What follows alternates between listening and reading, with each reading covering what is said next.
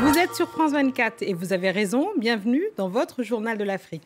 À la une de l'actualité africaine ce soir, des heurts au Niger après l'annonce de la victoire du candidat du parti au pouvoir. L'opposition revendique sa victoire à la présidentielle et dénonce un hold-up électoral. La francophonie condamne et plusieurs capitales africaines félicitent le candidat Bazoum. Par ailleurs, l'accès à Internet a été coupé dans le pays. En Centrafrique, le pouvoir aurait repris le fief de l'ancien président François Bozizé. Il est accusé de soutenir les groupes armés qui cherchent à renverser le président élu Faustin Archange Touadéra. Nous irons sur place dans ce journal. Le Ghana reçoit la première livraison mondiale de vaccins gratuits. Le pays est le premier à bénéficier du dispositif COVAX, une mise à disposition pour les pays à revenus faibles et intermédiaires. Les explications dans ce journal. Des violences post-électorales ont éclaté au Niger. Depuis l'annonce ce mardi des résultats par la CENI, les deux candidats revendiquent la victoire. La secrétaire générale de la francophonie a condamné ces violences alors que certaines capitales africaines ont adressé leurs félicitations au candidat du parti au pouvoir, Mohamed Bazoum. Ce mercredi, des manifestants ont jeté des pavés sur les forces de l'ordre qui ont répondu par des tirs de gaz lacrymogène. Par ailleurs, l'accès à Internet a été coupé dans le pays. Antoine Mariotti. Les premières échauffourées ont commencé dès l'annonce des résultats provisoires. Dévoilé par la commission électorale indépendante, il donne Mohamed Bazoum, proche du président sortant Mahamadou Issoufou, vainqueur avec près de 56% des voix. Je voudrais enfin féliciter mon challenger, le président Mahamadou Ousmane, pour le score remarquable qu'il a réalisé. Connaissant sa sagesse, je voudrais compter sur lui pour créer un nouveau climat entre le pouvoir et l'opposition, mettre fin aux tensions inutiles. Mais le candidat de l'opposition, dont certains partisans ont commencé à exprimer leur colère dans la rue, dénonce un hold-up électoral et crie victoire. Nous rejetons en bloc les résultats partout où des irrégularités ont été constatées. La compilation des résultats des PV en notre possession, à travers nos délégués dans les différents bureaux de vote, nous donne gagnant avec 50,30% des voix. Chaque poussée de fièvre est surveillée avec inquiétude au Niger, dont l'histoire a été marquée par les coups d'État. Pour la première fois depuis l'indépendance, deux présidents élus devraient se succéder. Le camp de Mahamadou Ousmane menace de déposer des recours en annulation. Mais la commission insiste sur le caractère provisoire des résultats annoncés et c'est désormais à la Cour constitutionnelle de se prononcer. On passe à la Centrafrique où les forces gouvernementales mènent une offensive contre les groupes armés. Elles auraient repris ce mercredi le fief de l'ancien président François Bozizé. Ce dernier est accusé de soutenir les groupes armés pour renverser le président Faustin Archange Touadéra. Notre correspondant Clément Diroma nous en dit plus. La contre-offensive des forces nationales s'est poursuivie ces derniers jours, en particulier à l'ouest du pays, où l'armée, avec ses alliés russes et rwandais, ont repris plusieurs villes importantes. Alors ce matin, le gouvernement a annoncé la prise de Bossangoa, le fief historique de François Bozizé. L'ex-président centrafricain est accusé d'être derrière cette coalition rebelle qui menace le pouvoir et mène des attaques depuis mi-décembre. Début janvier, une enquête judiciaire a été lancée contre lui, notamment pour rébellion, assassinat et complot, et il reste introuvable à ce jour. L'armée tente également de reprendre des positions à l'est. Des affrontements ont eu lieu dans la ville de Bambari ces derniers jours, l'une des plus importantes du pays. Les rebelles se replient mais sont toujours présents dans certaines zones et grands axes malgré l'offensive de l'armée et de ses alliés. Le Conseil de sécurité des Nations Unies doit se prononcer ce mercredi sur l'envoi de renforts en Centrafrique. Le secrétaire général de l'ONU, Antonio Guterres, préconise l'envoi de 3700 casques bleus supplémentaires. Des obus ont été tirés mardi par des djihadistes sur Maïdougouri, à l'est du Nigeria. Bilan, 16 morts et des dizaines de blessés. Cette zone, située dans l'état du Borno, est un des derniers bastions sécurisés du nord-est du pays, en proie à une grande insécurité depuis 10 ans. Début de l'enquête en République démocratique du Congo, 2 jours après l'attaque d'un convoi du Programme alimentaire mondial qui a coûté la vie à 3 personnes dans l'est du pays, dont l'ambassadeur d'Italie. Les autorités congolaises promettent de tout faire pour identifier les assaillants. Kinshasa a également annoncé un encadrement strict des déplacements des diplomates dans le pays. Les précisions de notre correspondant à Kinshasa, Clément Bonneau.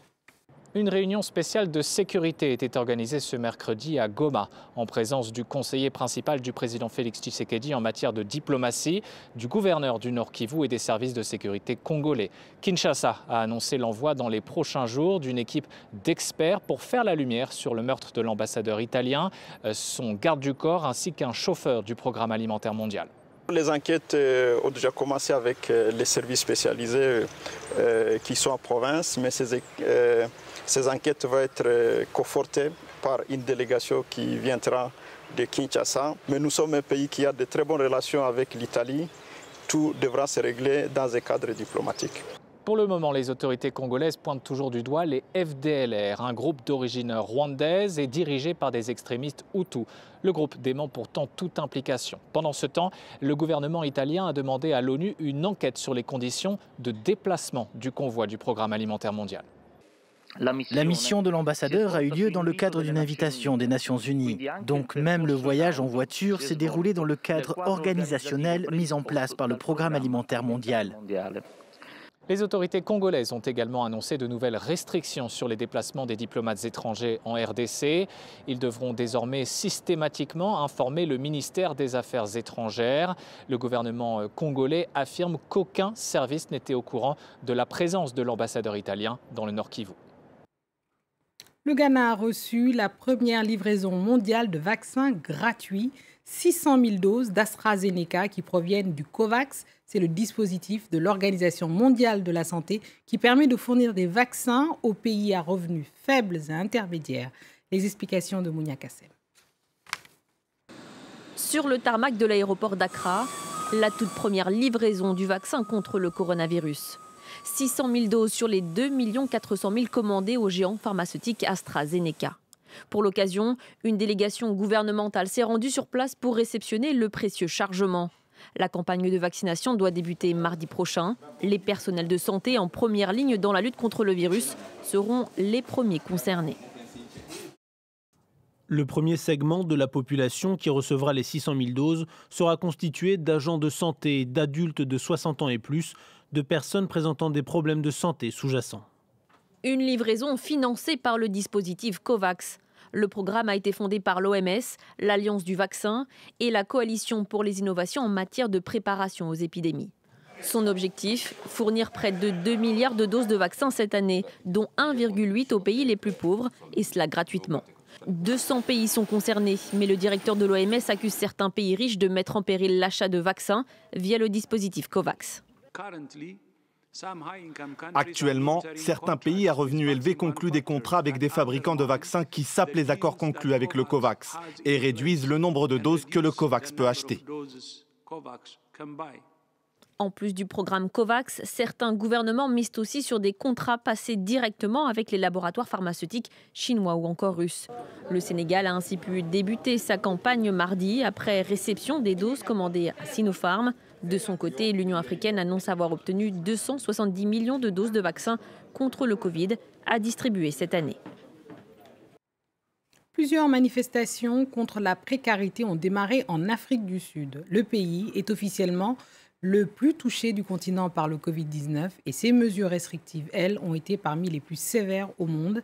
L'économie est à l'agonie avec 7,2 millions de chômeurs et les professionnels de santé sont touchés de plein fouet par la crise. Harold Girard.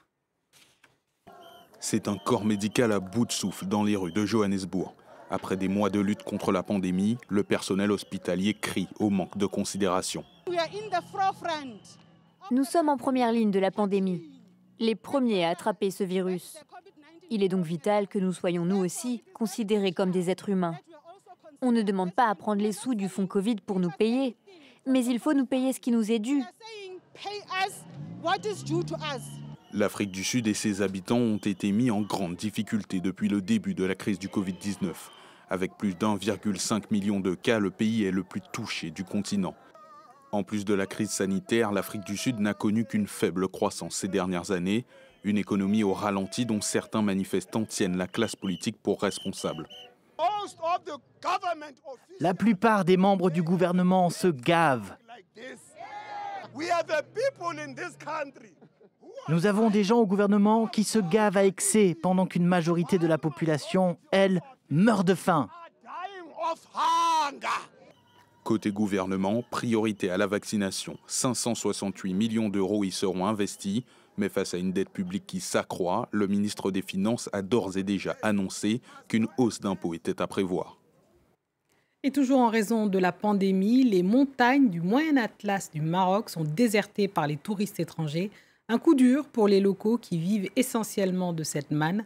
Seule bonne nouvelle, la faune locale profite de cette accalmie. Nicolas Germain. Dans les massifs enneigés du Moyen Atlas au Maroc, les guides équestres sont désœuvrés. Depuis des mois, les touristes étrangers ne viennent plus ici en raison de la pandémie.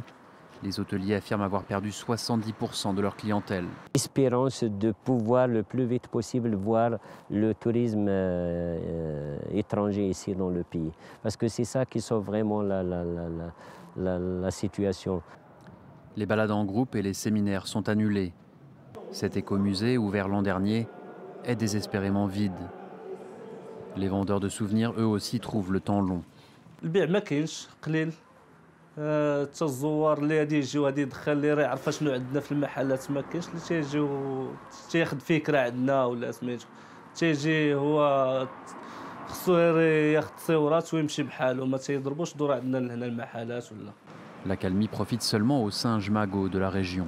في الفتره ديال الحجر الصحي هنايا القرود والحيوانات اللي كتكون هنايا ما لقاتش السياح اللي غادي يجيو انهم يعطيوهم ياكلوا هذا وهذا فكانوا كيعيشوا واحد الحياه طبيعيه كانوا كيتغداو طبيعي. Avant la pandémie, les touristes étrangers nourrissaient les primates sans écouter les conseils des écologistes. Désormais, la vie de ces macaques est plus saine et ceux qui travaillent pour protéger cette espèce en voie d'extinction s'en félicitent. Et c'est ainsi que nous refermons cette édition de Journal Afrique. Merci à tous ceux qui nous ont suivis partout dans le monde et en particulier ceux d'Accra à Johannesburg en passant par Maïdougouri. Restez avec nous car l'actualité continue sur France 24.